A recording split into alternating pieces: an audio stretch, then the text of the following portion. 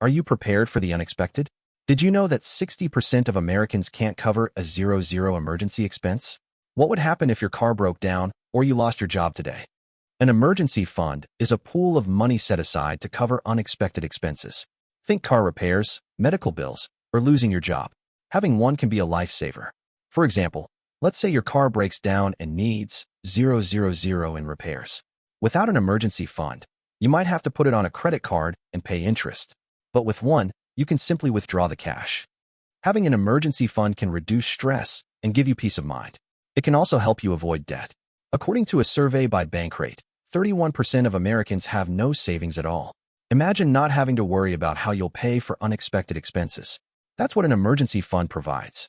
The general rule of thumb is to save 3 to 6 months' worth of living expenses. But how much is that? Let's say your monthly expenses are 000. That would be 000 to 8,000. But that's not a one-size-fits-all answer. Consider your job security, health, and other sources of support. If you're self-employed or in a volatile industry, you might want to save more. So what counts as a living expense? Think rent/mortgage, utilities, food, transportation, and minimum debt payments. Don't include things like entertainment or hobbies. For example, if you spend 000 a month on dining out, that's not a necessary expense. Focus on the essentials. You want your emergency fund to be easily accessible. Consider a high-yield savings account or a money market fund. These options tend to be low risk and liquid.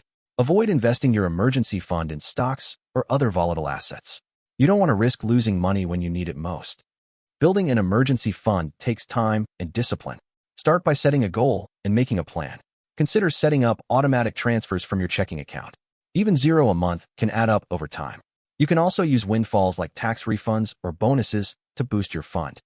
If you do need to use your emergency fund, don't worry. That's what it's for. The key is to replenish it as soon as possible. Try to replace the funds within a few months. You can also review your budget and see where you can cut back on expenses.